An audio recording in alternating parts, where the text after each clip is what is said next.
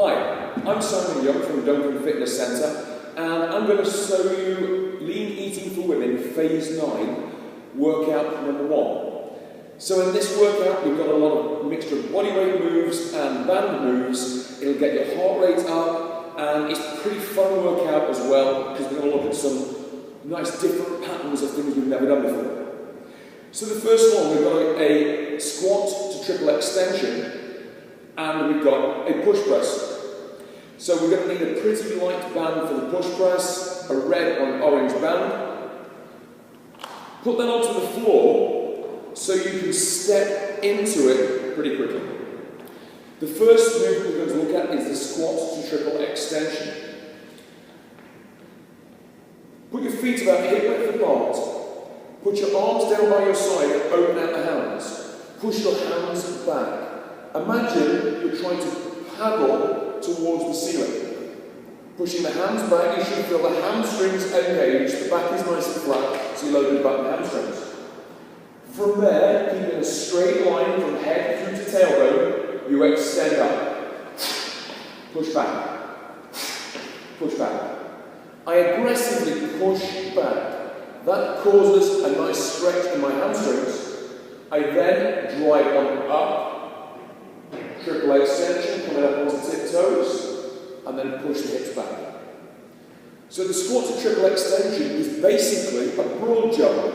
It's the same as a kettlebell swing or anything like that. So if we're doing non-impact, we do this version. Hips back, drive through. Hips back, drive through. Hips back, drive through. If we're okay with impact, it's okay to leave the floor a little tiny bit. But when you land, you have to land softly, no noise. So,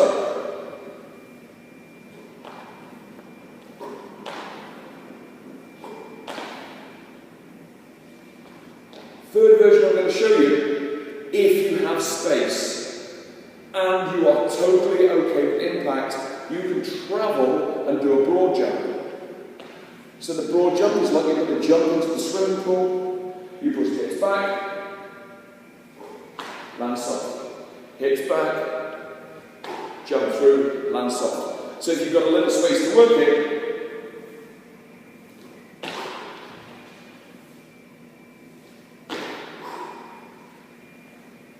when we do the broad jump, we push the hips back, the hands come up, hands add about 10% to our jump, and will help us travel forwards.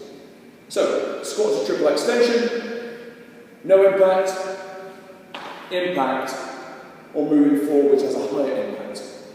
Then you're going to go light push press. Step in, stand on your right band, feet hip width apart. Squat down, pick up your band,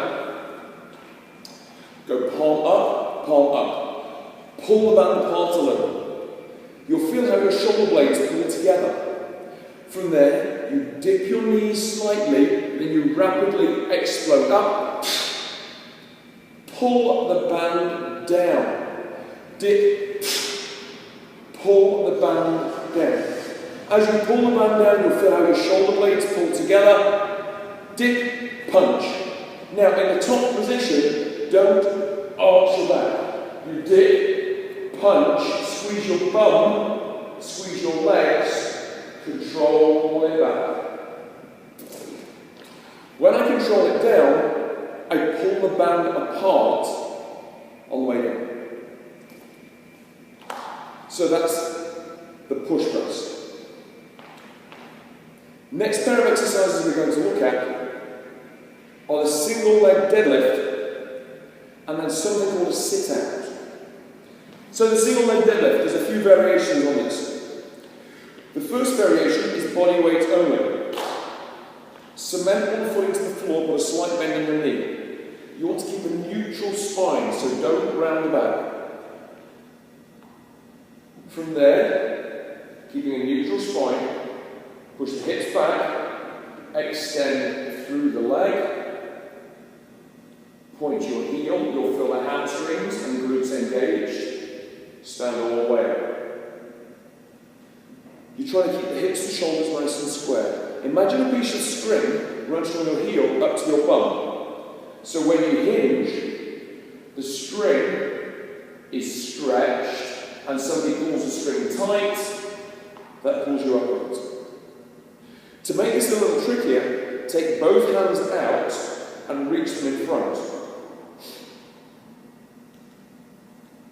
This elongates your body, adds to the challenge, then you stand up.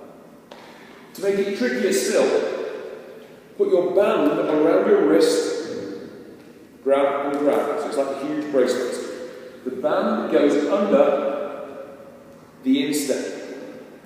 In the bottom position, there'll be no tension, but as you stand, you have to really squeeze your bum and pull your shoulder blades back to save yourself falling over.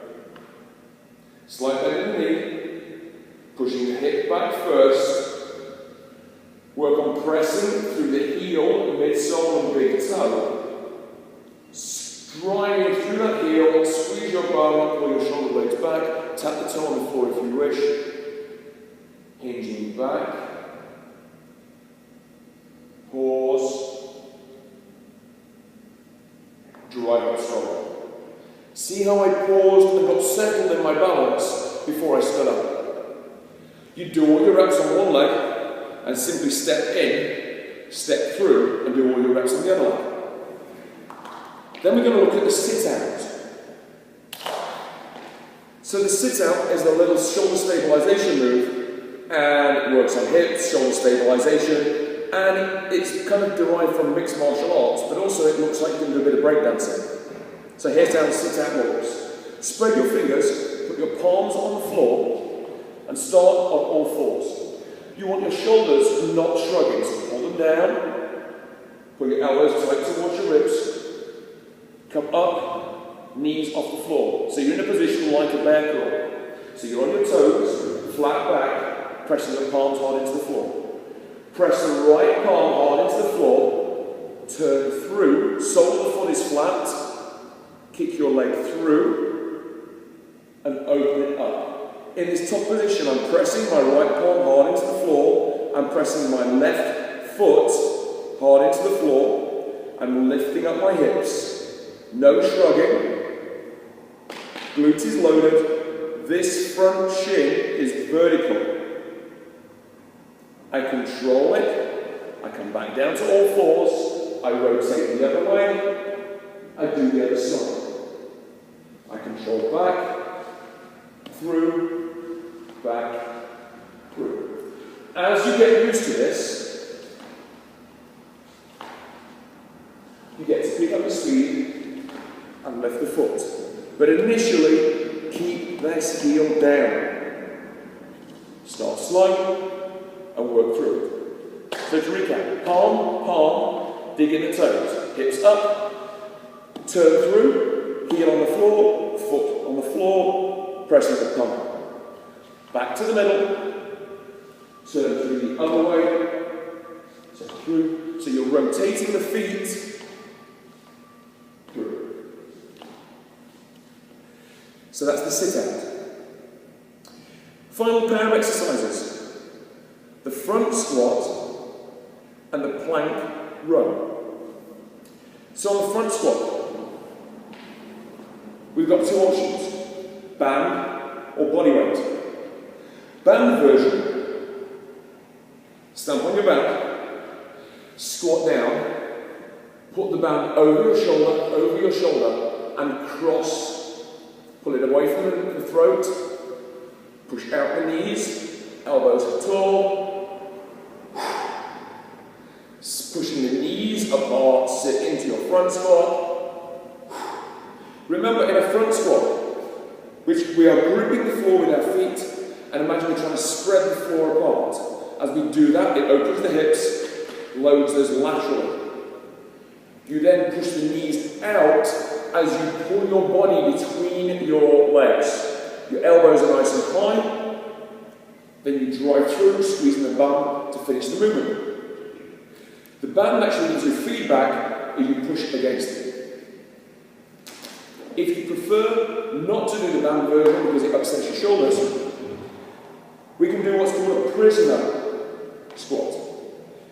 You put your hands behind your head And then you pull your shoulder blades together as hard as you can.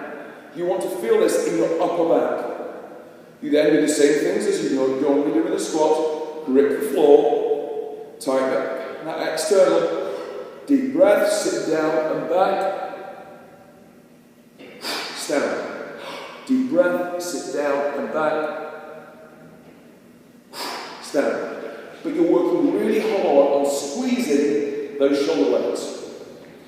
You'll feel all your shoulders working as well as your legs, because the front squat is a total body exercise. Final exercise we're going to look at is the plank with a row. You can do this with your forearm on the floor, regular plank positioning, so feet hip width apart. You want to make good plank mechanics, which means this. You want to tense your calf muscles, tense your quads, tense your bum and hamstrings. You want a neutral spine. So for a lady, that means you want to zip up from the base of your pelvis, like a Kegel exercise or like you're trying to stop mid-P. As you zip up, that tilts your pelvis into a neutral position and takes all the pressure off your lower back. The final part of the planking is when your elbow is under your shoulder, you want to think about pulling that elbow towards your ribs. You'll find it fires your back muscle and helps you to stabilize and stop shrugging. So what I've got is this. A band securely mounted to a pillar or a post or in a door frame. I fasten it onto a bench and put some weights there so the bench doesn't slide. I put my wrist through the band so it's more comfortable. I then step back and go down onto the floor. So I'm just change sides so you can see this. So I'm going to get into my plank. When my arm is extended, there is a little bit of tension on the band. I get a neutral spine, everything locked up, nice and tight. I then row, control it back. I really work hard not to collapse the lumbar spine, keeping nice and tight. When I've finished, I walk forwards a little, change sides, do my reps on the other side. Err on the side of caution with this. A little bit of tension here equates to a lot of core work when you're rowing that elbow tight to the ribs. So you're in a plank, you're going to row, get the elbow tight towards the rib cage and control it back. So that's the body weight and band version, lean eating for women phase 9, workout 8.